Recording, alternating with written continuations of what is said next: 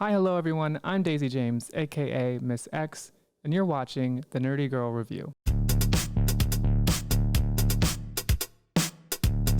Alright, first things first, if you haven't already, please like and subscribe to this YouTube channel. Also, if you like what you see, if you find this video helpful at all, you can let me know in the comments section as well. This is my first video on this YouTube channel where I'm going to be talking about things like TV, video games, and other gear.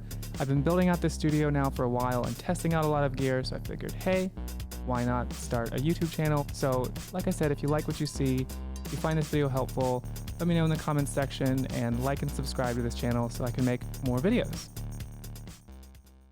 Alright, so as this video suggests, I'll be reviewing the Canon EOS Rebel T3i, I believe is also known as the Canon 600D, specifically being used as a webcam. So I'm recording this video in OBS and running my audio through the Rodecaster Pro. I noticed that the audio is not quite in sync with the video, so I added a 100 millisecond delay in the audio settings on OBS so that the video and audio line up just right. The big thing I should mention is that the video itself that you're seeing here is scaled so that there aren't two big black bars on the side. One drawback to using these older cameras is that they use USB 2.0 technology. So even if your computer is USB 3.0, the camera itself is not. And it has limitations to what the output is, which means that your video is just going to be not quite full frame. That is kind of a bummer. I looked for solutions to try to change the settings, but it's just not going to be possible. There is one solution where you can use a capture card using clean HDMI output, but unfortunately, the T3i does not allow for clean HDMI output, so all the settings you see on your viewfinder are going to be in the video itself. There is a third-party app that can remove those that you can install on your computer, but it seems pretty tedious to set up, so I just stuck with scaling the video itself. It's just a little bit of a drawback that I found. Right now I'm using a really bright light, which means I can turn my ISO down to 400, giving me this nice punchy quality to it. One of the big draws for me in getting a DSLR camera and using it as a webcam was the ability to make the background slightly out of focus, which you can notice here. I have an 18 to 55 millimeter lens. What's great about a DSLR is you can get any lens for your camera that best suits your needs. Before using these old Canon cameras as a webcam, you must first get the EOS Webcam Utility App. I found that this camera itself wasn't listed as a supported device, but the app itself seems to be identical no matter what camera you're using, so I just sort of picked a random one and it works just fine. One thing that I should mention is that if you have the EOS Utility App for transporting files running in the background, the EOS Webcam Utility won't work. For me, I didn't have this app, so it was never an issue, but that's something I came across quite often on the forums and I wanted to mention here. Next, I got what's called a dummy battery so that I don't have to worry about the battery life while recording and streaming. I picked it up on Amazon for about 20 bucks. The official Canon one is more expensive, but nothing I read said that this one is going to be any major issue.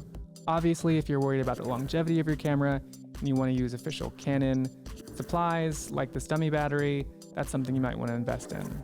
So I have the camera set to video mode, but I've noticed that it works on other modes as well. I set all the settings to manual so I can adjust the ISO and the focus to my liking. I know Canon introduced facial recognition technology with the focus where it can stay with you when you move back and forth or the camera moves. And that's in their 90D cameras it seems, but for this camera, you have to stay kind of still. But also for this application, it's not the worst. The camera stays kind of still. I'm sitting mostly still, but it's something that I thought you should know. I do sometimes have to turn it on and turn it off if the software is not recognizing it, or like unplug it, plug it back in. But usually once I do that, it seems to recognize it. On the rare occasion, I do have to close the application itself as well as unplugging it and plugging it back in to make it recognize it. But for the most part, it does its job.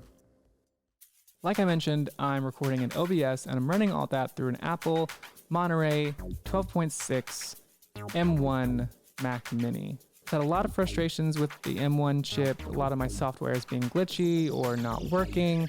Luckily, the EOS Webcam Utility App seems to work just fine.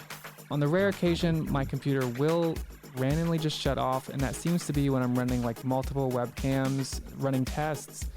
unplugging things, plugging them back in, it seems to just make my computer not very happy and it just shuts off. So what I try to do to remedy that is use one camera and try to mess with it as little as possible. All in all, for a cheap camera, I'm pretty happy with the Canon EOS Rebel T3i. There is a world where I hope to upgrade to the Canon 90D so I can take advantage of the 4K HD quality. But for now, if you're on a budget like me, I think this DSLR camera is a great option, especially if you're frustrated by the limitations of traditional webcams. I think using a DSLR gives you a lot more freedom to create the image that you want. So yeah, thanks for watching. I'm Daisy James, aka Miss X, over and out.